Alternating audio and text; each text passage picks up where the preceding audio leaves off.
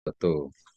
Eh, Baik, para pemirsa, jadi kita sekarang berjumpa kembali dengan Dr. Abdurrahman Wisno. Beliau salah satu pemateri di acara kita kemarin, HRD Syariah for Pesantren. Pada kali ini kita akan menjawab pertanyaan yang belum sempat dijawab ketika kegiatan dengan HRD Syariah for Pesantren.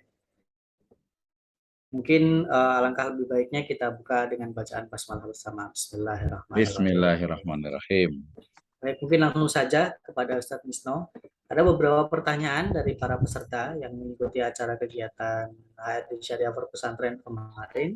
Mhm. Mungkin ini juga ada yang sudah pernah dibaca atau dibahas sebelumnya, tapi akan saya ulangi lagi pertanyaannya. Mungkin ada jawaban yang lebih mantap lagi dengan Ustadz Misno begitu. Mhm. Kita mulai dari yang pertama, Bismillahirrahmanirrahim. Saya mau mengajukan pertanyaan. Yang pertama, tentang pembahasan HRD Syariah yang telah dipaparkan secara jelas, akan tetapi kenapa pesantren modern sendiri tidak menerapkan HRD Syariah terkait dengan pengkotomian pesantren dalam hal kurikulum, dua rewards-nya seperti apa pesantren agar HRD terlaksana dengan benar sesuai anjuran para tokoh yang membuat buku HRD Syariah pesantren ini. Silakan Ustaz, bisa dijawab. Oke, baik. Terima kasih, Mas Bagus. Bismillah, Alhamdulillah, wassalatu wassalamu ala Rasulillah, amma ba'd. Ya, pertanyaannya menarik sekali terkait dengan implementasi dari HRD Syariah ya. Ini sebenarnya jadi hal yang menarik sebenarnya ya kalau kita ingin berbicara tentang HRD Syariah. Tetapi perlu juga kita pahami bahwa HRD Syariah berdasarkan teorinya itu kita bisa sebut sebagai sesuatu yang baru gitu ya.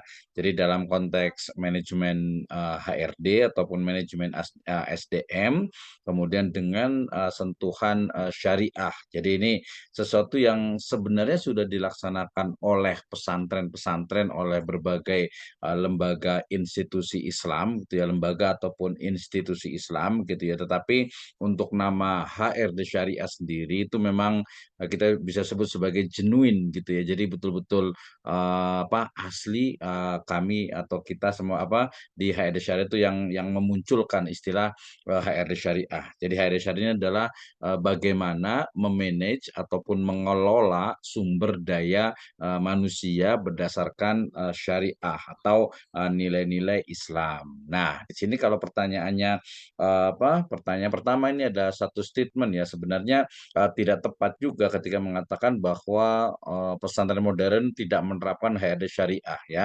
Tadi jadi namanya berbeda tetapi esensinya itu sama. Ya, jadi banyak sekali pesantren baik itu yang modern ataupun yang tradisional, baik yang salaf ataupun khalaf itu mereka sebenarnya menerapkan gitu ya, tetapi dengan nama yang berbeda gitu ya. Tapi memang tidak menyeluruh gitu, mungkin hanya beberapa bagiannya saja gitu ya. Misalnya kalau pesantren itu ingin misalnya itu melakukan seleksi misalnya gitu kan, otomatis kan dia akan melihat juga kalau kiai itu mau seleksi kan dia akan melihat bagaimana keagamaan dari siapa calon yang akan diseleksi itu ya. Nah ini kan juga ini sebenarnya bagian dari HRD Syariah. Demikian juga dalam proses penggajian otomatis kan di sana pasti ada antarodin, ada saling ridho, saling ikhlas. Jadi di awal itu kontraknya itu sudah disebutkan oleh ketika Anda bekerja di sini menjadi guru atau menjadi musrif ataupun menjadi pegawai maka gajinya ada sekian. Nah, itu kan prinsip-prinsipnya gitu ya. Sehingga ya statement ini sebenarnya kurang tepat ketika menyebutkan bahwasanya pesantren modern tidak menerapkan ya. Mereka menerapkan dengan nama yang berbeda tetapi memang belum secara spesifik, belum secara tersistematis ini loh HRD ya manajemen SDM berbasis syariah. Nah, itu yang pertama statement komentar saya nih Mas Bagus. Kemudian terkait dengan pengkotomian atau dikotomi pesantren dan hal kurikulum dalam hal kurikulum ini juga perlu dijelaskan kembali tentang dikotomi gitu ya. Kalau saya menyebut dikotomi ini sebenarnya memang ya karena memang histori dari ilmu pengetahuan kan ya memang dia sudah dikotomi dari awal sehingga ketika kita punya ide gagasan untuk misalnya kemarin tuh Yusuf Al-Qaradawi misalnya dengan beberapa pembaharu Islam itu mereka mengatakan ya yang namanya dikotomi itu tidak ada gitu ya. Jadi ilmu dunia ya ilmu akhirat. Ketika belajar biologi atau belajar histori, ketika belajar matematika itu ya sejatinya belajar agama gitu ya. Nah ini sebenarnya kalau dikatakan terkait dengan dikotomi pesantren dan hal kurikulum ini jawabannya sangat luas sekali. Salah satunya adalah bahwa secara historis kita ya sudah terbiasa ketika misalnya tadi belajar statistik, ketika belajar manajemen, bahkan dulu tuh kita belajar ekonomi atau bisnis itu seolah-olah tuh tidak ada kaitannya dengan Islam. Nah, justru ini perjuangan kita nih ya mewarnai ataupun juga mengembalikan lebih tepatnya, mengembalikan seluruh ilmu pengetahuan itu ke dalam Islam. Ya, bagaimana manajemen itu harus didasarkan kepada nilai-nilai syariah. Kemudian ekonomi, bisnis, finance, keuangan itu harus didasarkan kepada nilai-nilai syariah. Itu yang pertama, Mas Bagus ya. Kemudian yang kedua, ini ada nomor dua gitu kan ya, terkait dengan reward ya seperti apa pesantren agar HRD terlaksana dengan benar sesuai anjuran para tokoh yang membuat buku ini. Ini berarti tentang reward management ya.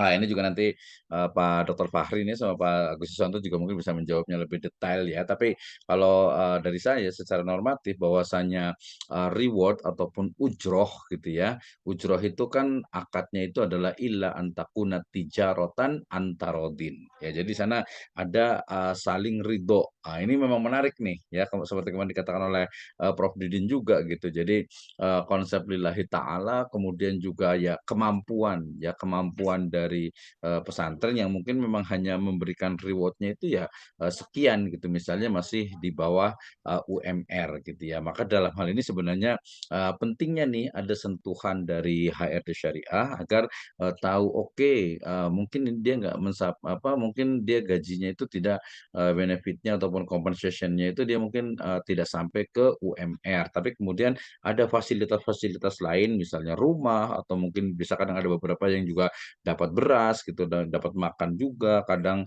anak-anak itu dia bisa kuliah bisa belajar di situ dengan gratis. Nah, itu juga sebenarnya bisa dihitung sebagai bagian dari compensation ataupun benefit gitu ya. Sehingga kalau usulan dari kami dari HRD Syariah terkait dengan sistem reward ya, reward management ya pertama adalah didasarkan kepada tadi antarodin, kemudian nanti secara normatif juga pemberian untuk gajiannya itu sudah ditentukan dari awal gitu. Ketika pun ada terlambat juga ada konfirmasi gitu ya. Ini tidak menyelisihi dengan hadis yang terkait dengan utul ajiro ajrahu qabla ayyashika wuruqahu ya. Jadi berikanlah bayaran dari orang pekerja itu sebelum kering keringatnya. Ini dalam konteksnya adalah bagaimana ya, oke setiap bulan ya udah setiap bulan, bukan berarti harus harian, tidak seperti itu, gitu ya. Jadi sarannya terkait dengan normanya, kemudian juga standarnya. Nah ini mungkin yang perlu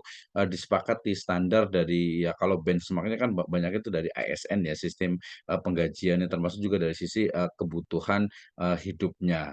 Kemarin sempat disinggung sama Prof. Didin itu terkait dengan gaji itu berdasarkan kinerja atau berdasarkan kebutuhan atau berdasarkan kontribusi dari pegawai terhadap perusahaan itu gitu. Nah, ini menurut saya sih kalau dalam hal ini lebih cenderung bukan kebutuhan, tapi memang ya kalau mengambil beberapa teori tentang misalnya buruh ya, mereka mengatakan bahwa ya gaji itu disesuaikan dengan kontribusi dari buruh itu ya terhadap pabrik gitu. Berarti di sini ya kontribusi dari siapa ustadz, musrif ataupun pegawai terhadap pesantren. Nah, di sini nanti ada tentu saja leveling, ada tingkatan. Ya, ada mudir, ada direktur, ada kepala sekolah, ada guru biasa, ada bagian kesantrian, ada bagian asrama yang masing-masing dia akan berbeda tentu saja dari sisi rewardnya itu atau sistem salary-nya gajinya. Nah, ini mungkin kita akan explore lagi dan silahkan bisa gabung nih untuk di sedang training ya Mas Bagus ya untuk Islamic Reward Management gitu ya, biar lebih detail lagi nih tentang ini. Terima kasih itu Mas Bagus. Baik, terima kasih untuk jawaban soal tersebut. Lalu selanjutnya adalah spesifik nih Ustaz.